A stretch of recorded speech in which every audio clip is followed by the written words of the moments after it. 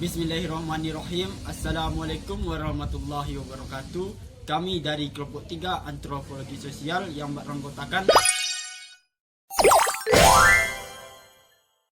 Pada kesempatan kali ini kami akan mempresentasikan hasil diskusi kelompok kami dengan materi sistem kemasyarakatan yang terdiri atas 3 pokok bahasan. Yang pertama, pengertian, bentuk-bentuk dan solidaritas pada komunitas kecil.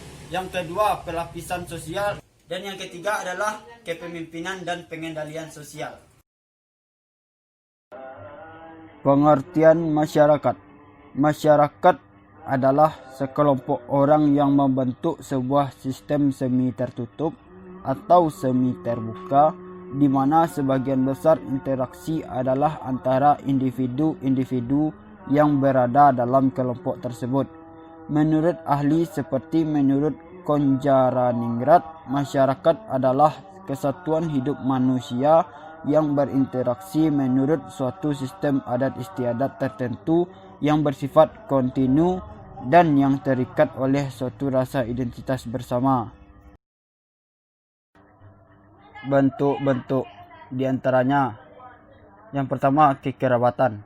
Sistem kekerabatan merupakan bagian yang sangat penting dalam struktur sosial. Kekerabatan adalah unit-unit sosial yang terdiri dari beberapa keluarga yang memiliki hubungan darah atau hubungan perkawinan.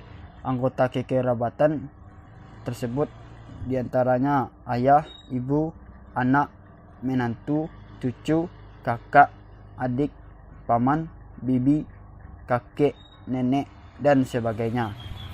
Yang kedua, asosiasi atau perkumpulan merupakan suatu kelompok atau grup yang dibentuk secara sadar untuk tujuan-tujuan khusus. Perkumpulan dapat terbagi menjadi 2, yaitu paguyuban dan patembayan. Yang ketiga, sistem kenegaraan. Di dalam ilmu administrasi negara dikenal suatu konsep, yaitu sistem administrasi negara.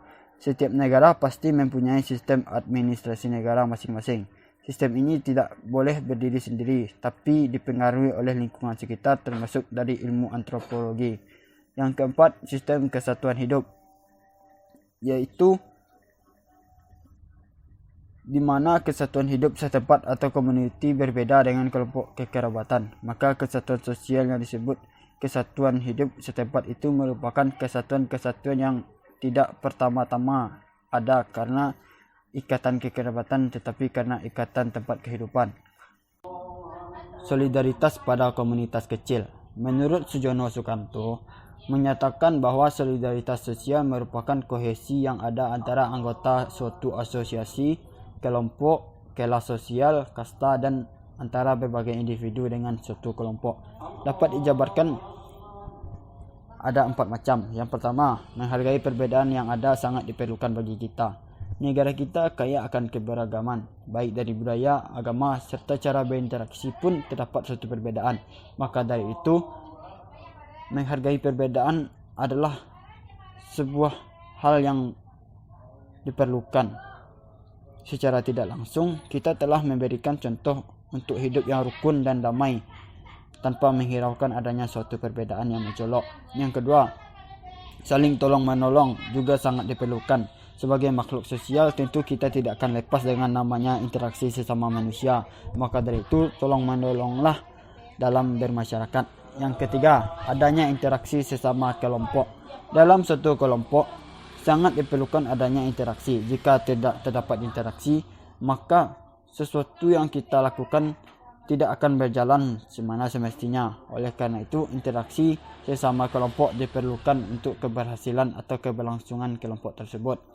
Yang keempat, tidak membedakan anggota kelompok yang satu dengan yang lainnya. Membedakan sikap kepada antara anggota kelompok sangat tidak dianjurkan, karena ini bisa memicu adanya konflik dalam sebuah kelompok.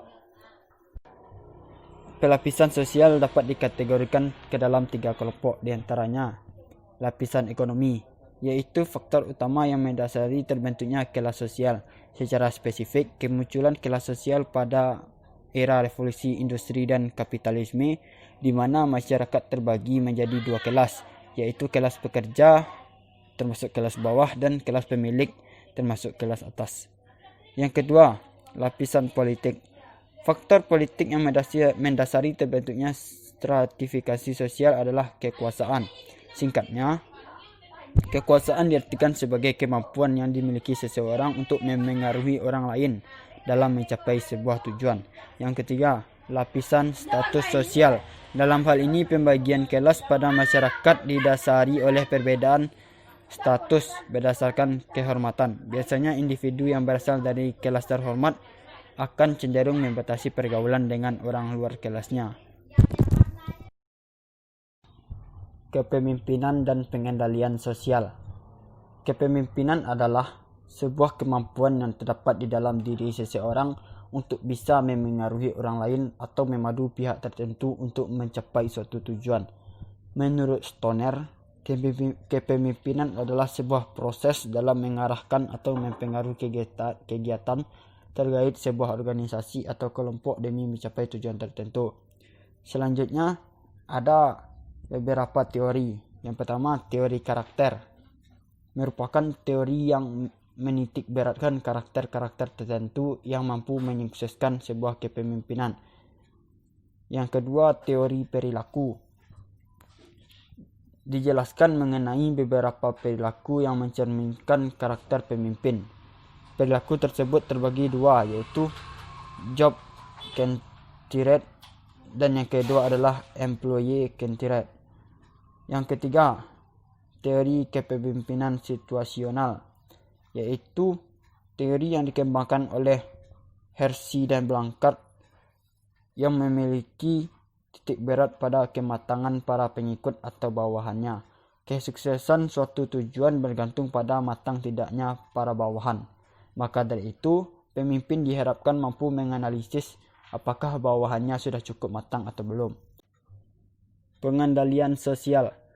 Pengendalian sosial atau kontrolisasi sosial adalah suatu konfigurasi untuk mencegah penyimpangan sosial serta mengajak dan mengarahkan masyarakat untuk berperilaku dan bersikap sesuai norma dan nilai yang berlaku. Pengertian pengendalian sosial menurut para sosiolog adalah sebagai berikut, seperti Horton, yang menjelaskan segenap cara dan proses yang ditempuh oleh sekelompok orang atau masyarakat sehingga para anggotanya dapat bertindak sesuai harapan kelompok atau masyarakat. Selanjutnya, pengendalian sosial memiliki beberapa bentuk. Yang pertama, gosip. Gosip sering juga diistilahkan dengan desas-desus, yaitu perbincangan perilaku negatif yang dilakukan oleh seseorang tanpa didukung oleh fakta yang jelas. Gosip tidak dapat diketahui secara terbuka, terlebih-lebih adalah orang yang merupakan objek gosip. Namun demikian, gosip dapat menyebar dari mulut ke mulut sehingga hampir seluruh anggota masyarakat tahu dan terlibat dalam suatu gosip. Yang kedua, teguran. Teguran biasanya dilakukan oleh seseorang atau kelompok orang yang terhadap seseorang atau sekelompok orang yang dianggap melanggar etika atau mengganggu kenyamanan warga masyarakat. Yang ketiga, sanksi atau hukuman, yaitu imbalan yang bersifat negatif kepada seseorang yang dianggap telah melakukan suatu perilaku yang menyimpang. Misalnya, pemecatan yang dilakukan terhadap polisi yang terbukti telah mengkonsumsi atau mengedarkan narkoba. Yang keempat, pendidikan. Pendidikan merupakan usaha sadar yang dilakukan oleh seseorang atau sekelompok orang untuk mempengaruhi seseorang atau sekelompok orang agar mencapai taraf kedewasaan. Dan yang kelima yaitu agama. Agama mengajarkan kepada seluruh umat manusia untuk menjaga hubungan baik antara manusia dengan sesama manusia, manusia dengan makhluk lain, dan manusia dengan Tuhan Yang Maha Esa. Hubungan yang baik dapat dibina dengan cara menjalankan segala perintah Tuhan sekaligus menjauhi segala larangannya.